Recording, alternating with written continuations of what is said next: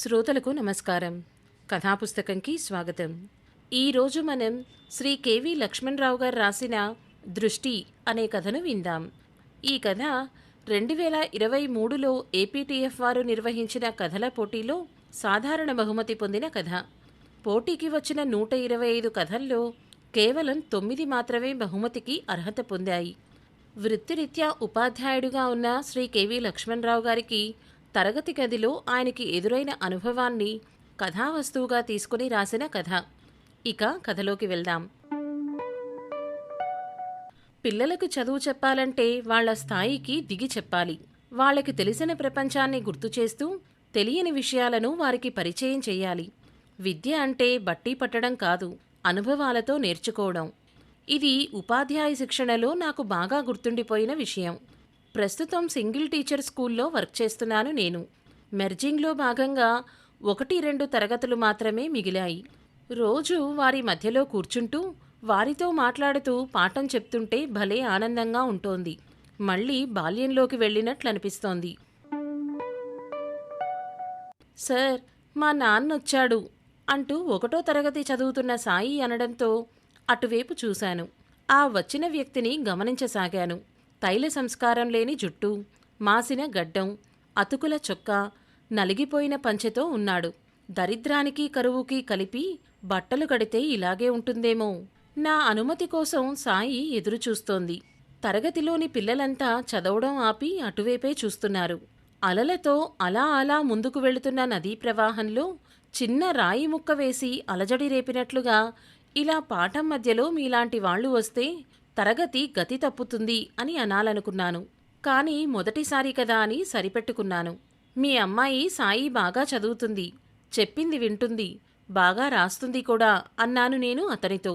పిల్లల పేరెంట్స్తో పరిచయం పెంచుకోవాలి, పాఠశాలను సమాజం వద్దకు తీసుకుని వెళ్ళాలి అని నేను శిక్షణలో నేర్చుకున్న మరొక ముఖ్యమైన విషయం.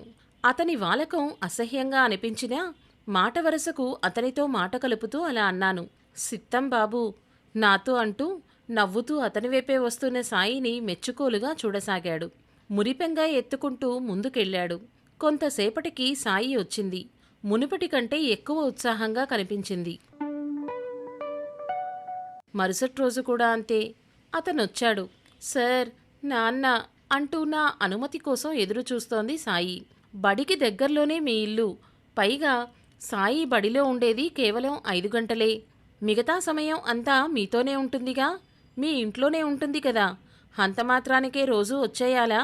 మీరు రోజూ రావడంతో పిల్లల దృష్టి మీ మీద పడుతోంది. చదవడం ఆపి మీవైపే చూస్తున్నారు. ఇలా అయితే ఎలా అని అడగాలనుకున్నాను. కానీ మళ్ళీ వస్తే చూద్దాంలే అని మనసులోనే అనుకుంటూ సాయిని అతనితో పంపించాను. మళ్ళీ మర్నాడు కూడా షరామామూలే. అమ్మ మొదటి దైవము, ఆవు పాలు మధురము అంటూ పాటను పిల్లలకు చెబుతున్నాను. పిల్లలు ఆసక్తిగా వింటున్నారు. బడి ఆవరణలో కొబ్బరి చెట్టు ముందు నిల్చున్నాడు. సాయి రాక కోసం ఎదురు చూస్తున్నాడు అతను. సాయి నా అనుమతి కోసం చూస్తోంది. ఎప్పటిలాగే పిల్లలు చదవడం ఆపి అతన్ని గమనిస్తున్నారు. నేను మాత్రం చూసి చూడనట్టుగా పాటను చెప్పుకుంటూ పోతున్నాను. సాయి గట్టిగా పిలిచాడు అతను. సార్, మా నాన్నొచ్చారు అంటూ నా అనుమతి కోసం సాయి లేచింది. ఇప్పుడు నేను ఊ అన్నా, ఊహూ అన్నా సాయి వినదు. నాకు ఆ విషయం తెలుస్తోంది. అతను మాత్రం సాయిని రమ్మన్నట్టుగా నవ్వుతూ చూస్తున్నాడు. తరగతి మొత్తం నిశ్శబ్దంగా ఉంది. పిల్లలందరూ నన్నే గమనిస్తున్నారు. సాయి, ఒక్కసారి ఆగమ్మా అన్నాను. 2 అడుగులు ముందుకు వేసి నా మాట వినడంతో ఆగింది. అతణ్ణి ఇలా రమ్మంటూ పిలిచాను. నవ్వుతూ వచ్చాడతను. ఎందుకు సార్ అన్నట్టుగా చూశాడు. మెడలో శంకరాభరణంలా ఉన్న తుండుగుడ్డతో మొహం తుడుచుకుంటున్నాడు. అప్పుడప్పుడు వస్తే పర్వాలేదు, అస్తమాను ఇలా రావడం బాలేదు. నేను మాట చెబితే గాని అతని తీరు మారదు అన్న ఉద్దేశంతో కొంచెం గంభీర స్వరంతో అన్నాను. అతని జవాబు కోసం ఎదురుచూస్తూ అసహనంగా ఉన్నాను నేను. అంటే సారూ అంటూ ఏదో చెప్పబోయాడు. నాకు నచ్చలేదు. మధ్యాహ్న భోజన సమయంలో రండి, తప్పులేదు. 1 గంట వరకు బడిలోనే ఉండండి, పర్వాలేదు. కానీ ఇలా మొదటి గంటకే వస్తే ఎలా అంటూ నాకొచ్చిన కోపంతో అసహనాన్ని కూడా జోడిస్తూ అన్నాను. అతను సాయి వైపు చూశాడు. సాయి, బాగా చదువుకో అన్నాడు. తిరిగి నా వైపు చూస్తూ మన్నించండి సారు అంటూ 2 చేతులు జోడిస్తూ వెనుతిరిగి వెళ్ళిపోయాడు. పేదరికం పైకి కనిపించినా ఆత్మాభిమానం మనసులో మెండుగా ఉందనుకుంటాను. అర్థం చేసుకున్నాడు. బాగానే వెళ్ళిపోయాడు అనుకున్నాను నేను. అయితే నేను అతనితో కూడా పంపించలేదని సాయి ఏడవడం మొదలుపెట్టింది. నేను చెప్పే పాట పాడటం లేదు. నా కేసి చూడడం కూడా లేదు. పిల్లలంతా సార్ సాయి ఏడుస్తోంది అన్నారు గట్టిగా. నాకు సాయి ఏడుపు వినపడుతోంది. సాయి కనపడుతోంది. మీరంతా మాట్లాడకుండా నేను చెప్పిన పాట చదువుతూ చూసి రాయండి అన్నాను గట్టిగా. సాయి గట్టిగా ఏడుస్తోంది. సాయి ఏడుపు ఆపకపోతే కొడతాను అంటూ మొదటి ప్రయత్నంగా అన్నాను. చిన్నపిల్లలు ఇట్టే నవ్వుతారు కానీ ఏడుపుని ఒక పట్టాన ఆపుచేయరు అనిపించింది. అప్పుడే సార్ అంటూ ఒక ఆమె వచ్చింది. ఆమె మాట వినిపించిన వైపు చూసింది సాయి. ఏడుస్తూనే నా అనుమతి కోరకుండానే అమ్మా అంటూ ఒక్క పరుగున వెళ్ళిపోయింది. అమ్మా ఆకలవుతోందే అంటోంది కడుపు పట్టుకుంటూ. ఆమె సాయిని దగ్గరికి తీసుకుంది. నా తల్లే, నాన్న నీకు టిఫినీ తెచ్చారు, తిందుగానీలే అంటూ సాయిని ఓదార్చుతోంది. తరగతి గదిలో పిల్లలతో పాటు నేను కూడా సాయినే గమనించసాగాను. ఆమె సాయిని ఎత్తుకుంది. తిరిగి నా దగ్గరకొచ్చింది. చెప్పమ్మా అన్నాను. సారు, పాప కోసం రోజూ నా పెనిమిటి బడికాడకి ఒత్తన్నాడని కోప్పడకండయ్యా. రెక్కాడితే గాని డొక్కాడని బతుకులుమాయి. ఆకాశంలో సూరిబాబు కంటే ముందే లేత్తాడు. ఇంటి సూరు పైన ఏలాడే వలను ఆడి భుజానకెత్తుకుంటాడు. గోదారమ్మ కాడికి పోతాడు. 4 శాపలు సిక్కితే గట్టుకాడ అమ్ముకుంటాడు. ఆ డబ్బుతో మా అందరికీ కొండయ్య కాఫీ హోటల్ కాడ టిఫినీ కొంటాడు అంటూ చెప్పుకొస్తోంది ఆమె. అది కాదమ్మా అంటూ ఆమె మాటలకి బదులివ్వబోతుండగా నన్ను చెప్పనీండి బాబూ అంటూ మళ్లీ చెప్పడం మొదలుపెట్టింది. వలలో సిక్కితే శాపలు సచ్చిపోతాయని తెలుసు. కాని అయి సిక్కకపోతే మా కడుపులు ఆకలికి సచ్చిపోతాయి బాబూ. ఏటి పొడవునా ఏటాడాలి. శాప సిక్కినా సిక్కకపోయినా వలను పట్టుకోవాలా.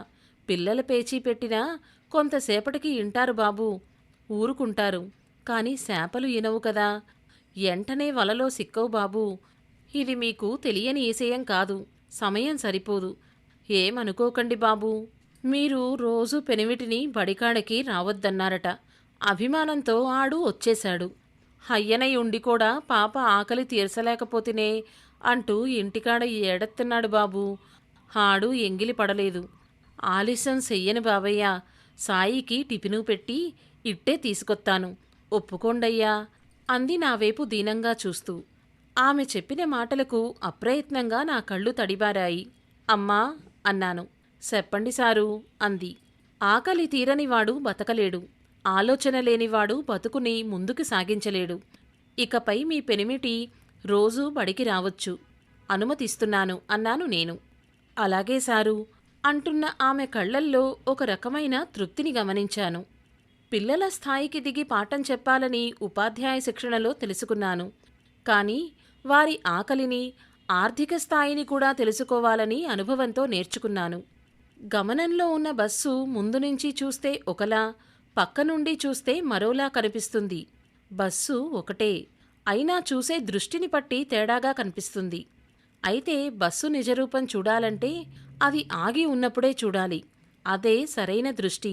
ఈ నియమం అన్ని విషయాలకు వర్తిస్తుంది అని మొదటిసారి తెలుసుకున్నాను. కడుపు నిండిందేమో, ఆకలి తీరిందేమో. సాయి నవ్వుతూ బడికొచ్చింది. అందరి పిల్లలతో పాటు తాను పాఠం చదువుతోంది. సమాప్తం. ఇదండి కథ. ఇప్పుడు సిటీస్లో ప్రైవేట్ స్కూల్స్, ఇంటర్నేషనల్ స్కూల్స్ చాలానే ఉన్నాయి. అక్కడి పిల్లలు పేరెంట్స్ ఇచ్చిన క్యారేజీలు పూర్తిగా తినకుండా ఎంతో ఆహారాన్ని వేస్ట్ చేస్తూ ఉంటారు. అలాంటి పిల్లలకి ఖచ్చితంగా ఈ కథ వినిపించండి. ప్రపంచంలో చాలామంది బీద పిల్లలు తినడానికి కూడా లేకపోయినా చదువు విలువ తెలుసుకుని దగ్గరలో ఉన్న పాఠశాలకి ఆకలితో వెళ్తున్నారో వాళ్ళకి అర్థమవుతుంది. మీకెవరికైనా లేదు మీ పిల్లలకైనా ఇలాంటి బీద విద్యార్థులు కనిపిస్తే తప్పకుండా వీళ్ళకిచ్చిన ఫుడ్ని షేర్ చేసుకోమని చెప్పండి. ఈ కథ మీకు నచ్చిందా? నచ్చినట్లయితే లైక్ చేయండి, షేర్ చేయండి.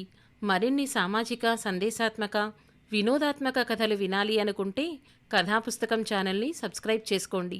ధన్యవాదాలు.